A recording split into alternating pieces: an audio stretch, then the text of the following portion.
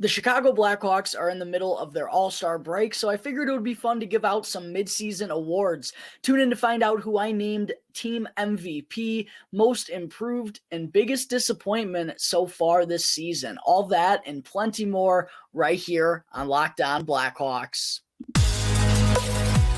You're Locked On Blackhawks, your daily podcast on the Chicago Blackhawks. Part of the Locked On Podcast Network, your team every day.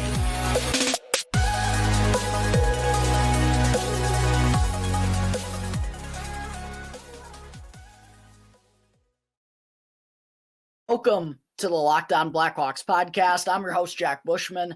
You can find me out on Twitter at Jack Bushman2, or you can also go and check out my Strictly Blackhawks account at Talkin' Hockey for all the latest Blackhawks news and updates.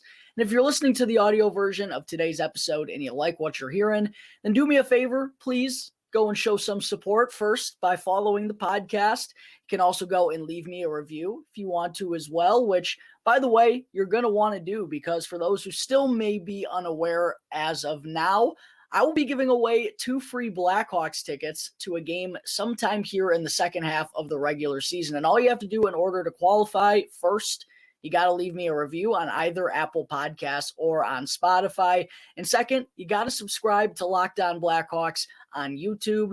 You got to be sure to drop the name of your YouTube channel in that review as well. That's how I'll be checking to see that you're subscribed. You got to do both in order a chance to qualify for those 2 free tickets. So make sure to go do that. And with every episode now having a video uploaded to YouTube every day as well, it only makes sense to go and subscribe to the channel. So make sure to go do that. While you're there, smash the like button down below on today's video. That helps me out tremendously as well. And last but not least, go and ring the bell, turn on those push notifications, and that way you can get notified when the episode comes out each and every day.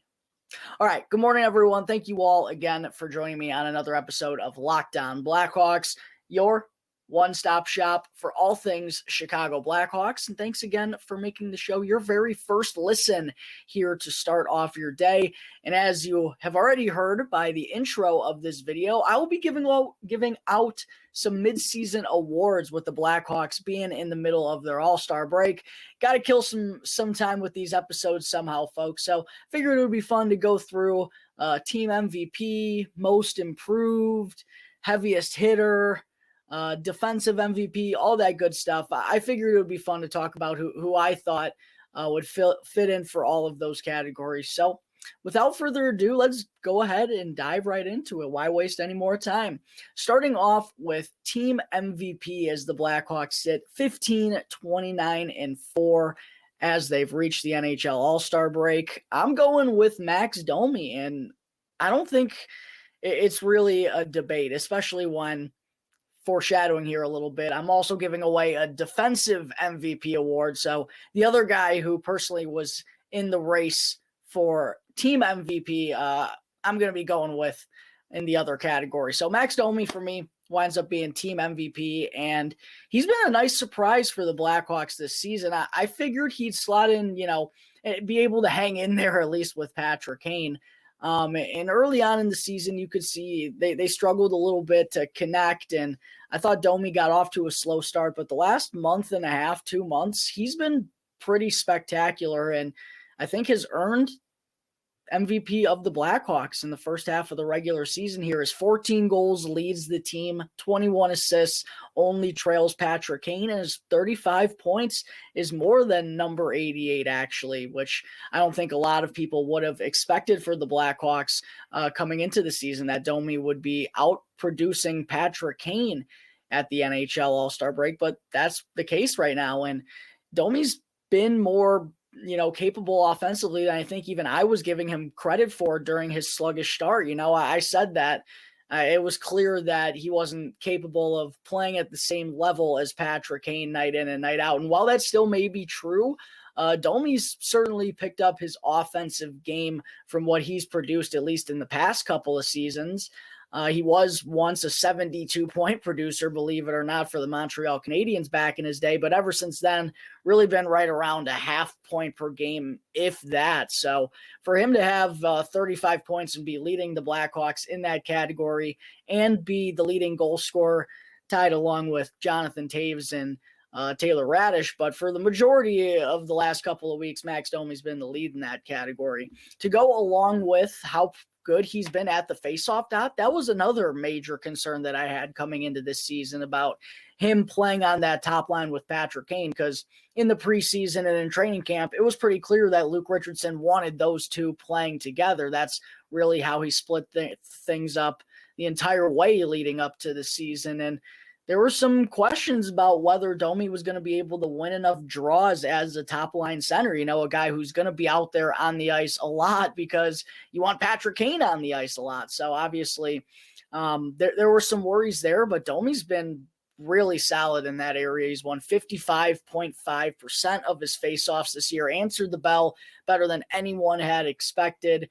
And to go along with just kind of the rugged and gritty sandpaper-ish type game that he plays with, that's the type of presence that teams need up and down their lineup. So I think that's really what's going to make Max Domi intriguing at the trade deadline for a couple other teams, to go along with the clear-cut offensive abilities that he's shown. Now, when he gets traded to another team, he's not going to be playing with Patrick Kane. So probably not going to be putting up the same type of numbers, but showing that he's more than capable to contribute, and also was a guy who played an impact for the Carolina Hurricanes in the playoffs last year. So I definitely think there's going to be some interest in Max Domi at the deadline. I think best case scenario, which I wouldn't put out of the realm of possibility, is the Blackhawks do end up trading Domi for, say, a second-round pick. He becomes an unrestricted free agent in the offseason. The Blackhawks give him a pretty substantial contract offer. They're certainly going to have the financial means to do so. And then Domi comes back and re-signs with the team for like a 3 or 4 year deal, because it's clear the Blackhawks are happy with what he's done, and Domi seems to be really happy here. He's kind of had no complaints despite the Blackhawks being at the bottom of the standings. He's been all smiles, really seems to be enjoying playing for Luke Richardson as well. So he just kind of fits in, and the Blackhawks these next couple of years are going through a time where they're going to need some veterans that are going to help this team go through the rebuild. And if Max Domi can bring a positive attitude to the ice every day and be playing with that determination and that grit that he provides as well on the ice every game, shoot, I think that's a pretty good leader for some of these guys to be learning from. So credit to Max Domi for having a really good season here for the Blackhawks in pretty much all areas. Like, he's been producing on the power play too. 7 power play goals is tied for the team lead. He's got 14 power play points. And looking at even his deeper analytics, he's got a 50 Corsi for percentage on the season. So been one of the few guys for the Blackhawks that has been regularly on the ice in the offensive zone. And he's also been on the ice for 53 goals for to 41 against at even strength. Pretty substantial. If you go and look at the Blackhawks goal margin this season, or the goal differential, it is no bueno, sir. So for Max Domi to have been on the ice for 12 more goals at even strength than he has been against, yeah, he's been really solid in all areas. I've been really impressed. We'll see if he ends up getting dealt at the deadline. I do expect that to be the case with him having such a strong season, but you never know whether that happens or not. There still could be a future for him in Chicago the next couple of years, because they clearly seem to be a match on both sides. So I'm going with Max Domi as the Blackhawks team MVP through 48 games so far this season. Did not think I would be saying that coming into this season. Next up, I have defensive MVP. I'm going to go with, no surprise here, Jake McCabe, who's had a lovely bounce-back season for the Blackhawks this year after he went through a lot of ups and downs last season. Didn't go the way that he thought it was going to go. Basically the same narrative for the Blackhawks entire season. But at the end of the year, he started to find his rhythm a little bit more and more. Actually went on to set a new career high in total points. So offensively, he was having a decent season. It was just clear early on. He just wasn't being able to kind of get comfortable back there. New teammates. Jeremy Colleton was the head coach at that point, kind of running an interesting system. Even when Derek King came in as the interim head coach, he still was kind of running what Jeremy Colleton had implemented. So it was kind of wonky all of itself, but to see McCabe have the season that he's having this year, it's been really awesome and well-deserving. I mean, the dude's a warrior night in and night out. He always brings his A game, brings the tenacity, does the little things that really make a team go. And, even when you're at the bottom of the standings, you need those guys, those veterans that are willing to put it all on the line despite the losses piling up. And Jake McCabe really has been that guy and taken on that role willingly for the Blackhawks this season. And it's been awesome to see him as a result have a really big bounce back year and kind of prove to everyone that he's still a really sturdy defensive defenseman. Unfortunately for him, it's just coming on another bad team. The dude's never really sniffed the playoffs. So we'll see. He's another guy who could end up getting dealt by the Blackhawks because he's having such a good year. But McCabe's played in 45 games for the Blackhawks this season, 2 goals, 12 assists for 14 points, on pace also to be really close to setting a new career high on top of last year once again here for the Blackhawks. He's averaged 19 minutes and 20 seconds of time on ice.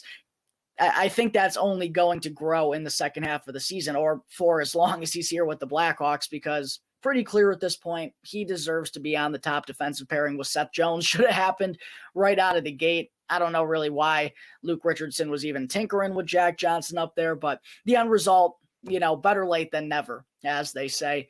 It's clear that Jones and McCabe, they've been playing some really good hockey as of late, and I don't think it's any surprise that the Blackhawks have won 7 of their last 11 games coming into the All-Star break. It's not a coincidence that those two things coincide. When you get your top defensive pairing that's on the ice for darn near half the game, really playing steady both ways, that's going to be a huge factor in your team, and it's going to go a long way.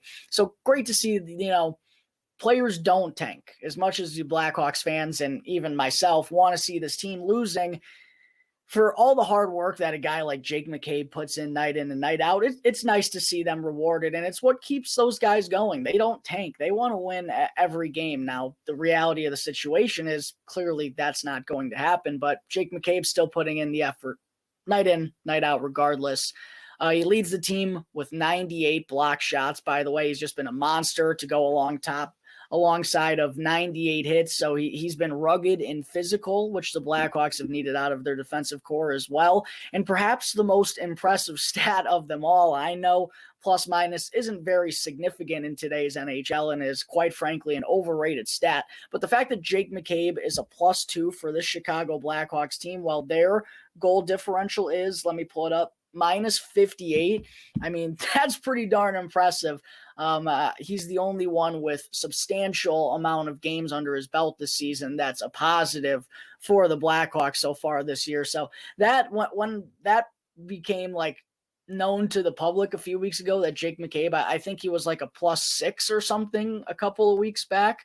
It was like, wow, someone on the Blackhawks is +6. That's pretty crazy. So yeah, I don't think any doubt about it that Jake McCabe has been the defensive MVP for this Blackhawks team. He really has been the anchor, and since he's been put on that top pairing with Seth Jones, it's really allowed for Seth to bring out the best of his game as well, which is on the offensive end. I think that's what makes them a really good combination. So it's going to be interesting if the Blackhawks do end up trading Jake McCabe. As of right now, sounds like there could be a first-round pick potentially on the table if the Blackhawks are willing to retain half of McCabe's $4 million AAV over the next 2 years after this season, which they certainly will be able to do, and they are expected to do that. So if the Blackhawks can get a first-round pick for Jake McCabe, as tough as it is to trade a defenseman like that, having as good of a season as he is, I think you ultimately have to do it, considering the Blackhawks are playing the long game right now. But either way, no doubt about it, as of the midway point of the season, Jake McCabe is the defensive MVP for the Blackhawks. Just for fun, I thought I'd talk about the goalie MVP, just to give a little more credit and another shout out to my guy, Alex Stalock, who's been just a treat for the Blackhawks when he's been healthy this season. Not only has he been really freaking good, but he's also been really fun to watch. Plays a style like no one I really can compare to off the top of my head, at least. I mean, Stalock loves coming out of his net to play the puck. Fortunately, he's really good at communicating and now has built some chemistry with his teammates, so they're kind of on the same page with him. But in the first few games of his Blackhawks tenure, when he was that aggressive, everyone was kind of like holding on to their seats like, oh boy, what is this guy doing? But now that we know that's just kind of part of his game and what he likes to do, it's fun to watch him night in and night out. The only problem is he's unfortunately suffered a couple of concussions this season that have kept him away from the ice, but make no doubt about it, he's been the Blackhawks' best goaltender when healthy this season. He's got a 6-6-1 record through 14 games with a 2.70 goals against average, .918 save percentage, and 1 shutout. I mean, to have numbers like that for this Blackhawks team, I know it's not the greatest body of work, only 14 games, but Stalock has been, one of the best goalies truly in the league. That is not an overstatement by any means. He's been that darn good for the Blackhawks, like really solid. I would say out of his, I think he's got 13 starts, 10 of them, double digits, have been quality starts for the Blackhawks. He's got 5 goals saved above expected this year. And another stat that really stood out to me for Stalock, .925 save percentage at even strength. On this Blackhawks team, that's really good. So I don't think there was any ever debate about it. Just wanted to give another shout out to my guy, Alex Stalock, for being goalie MVP for the Blackhawks so far this season. Hopefully he can get back and healthy on the ice for this team because he's a treat to watch and certainly makes watching the games at least a little bit more fun because of his ability to keep the Blackhawks alive. All right, there are my first couple of midseason awards for the Blackhawks through 48 games. I will continue on here in just a minute, folks, but first, I need to talk to you all about FanDuel. The Super Bowl is here, and we're really excited about our new sports betting partner for Locked On because they're the #1 sportsbook in America right now. It's FanDuel. And if you're new to FanDuel, then that's even better because they have so many great features that make betting on sports fun and easy. And for new customers, join today to get started with $150 in free bets guaranteed when you place your first $5 bet. All you got to do is go and sign up at FanDuel.com/lockedon. FanDuel has all your favorite bets from the money line to the point spreads to player props. Plus, you can even combine your bets for a chance at a much bigger payout with the same game parlay feature, all on an app that's safe, secure, and super easy to lose. So football fans, don't miss out. The Super Bowl is less than 2 weeks away. Place your first $5 bet to get $150 in free bets, win or lose, at FanDuel.com/lockedon. Make every moment more with FanDuel, the official sportsbook partner of the NFL. All right, we're back here on the Locked On Blackhawks podcast. Real quick, just wanted to say thanks again to everyone out there for making the show your very first listen here each and every day. Now, for your second listen, go and check out a very relevant podcast for us Blackhawks fans, which is Locked On NHL Prospects, your daily podcast covering the next generation of hockey superstars leading up to the 2023 NHL Draft. Plus, you can also get top prospect comparisons and NHL Draft rankings for every single team. So make sure to go and check out Locked On NHL Prospects right now. It's available on this app, YouTube, or wherever you get your podcasts. Segment 2, continuing right where I left off, getting into my next award that I'm going to give out. Biggest surprise, or maybe I wanted to say most improved, but I didn't really know how to word this one. I guess I ultimately ended up going with biggest surprise. It's not the biggest surprise. I think it's a pleasant surprise is how I would put it, is Taylor Raddysh's first half so far this season. It's been a pleasant surprise to see him pick up where he left off after getting acquired from the Tampa Bay Lightning down the stretch of last season. Raddysh has been a steady top 6 player for the Blackhawks so far this season, and analytically has been one of their best forwards. And with the goal the other night, giving him 14 on the season, he's now tied with Max Domi and Jonathan Toews for the team lead through 48 games. He matches that with 10 assists to give him 24 points. And listen, if Taylor Raddysh can be a 25 to 30 goal scorer with 60, 65 points, a power play guy, a big net front presence, The Blackhawks will take that to go along with 2 first-round picks from the Tampa Bay Lightning. Boris Kachuk, maybe he'll be a fourth-line piece. Probably not, if I had to guess, but you never know. Crazier things have happened. But the Blackhawks would certainly take that. Taylor Radish has been a really pleasant surprise for the Blackhawks so far this season. And I really like how Coach Luke Richardson has kind of just kept him on that second line with Jonathan Toews all year. We've seen Tyler Johnson on the left wing at certain times when he's been healthy. Philip Kurashev has been there more often than not when Johnson's been out of the lineup. But Radish and Toews, Kane and Domi, that's kind of been the steady 1-2 that Richardson has gone with this season, and I really think it's shown dividends in Radish's game. I've been really impressed with his goal-scoring ability. He does a lot of good stuff in front of the net, takes advantage of his size, and he's also got a pretty darn good shot. I mean, he's shooting 18.7% so far this season. Now, maybe that's not a sustainable number, but I think from what we saw at the end of last season, on top of what we've seen so far this year, there's at least good reason to hope that he's going to be a above average goal scorer, maybe as a second line winger.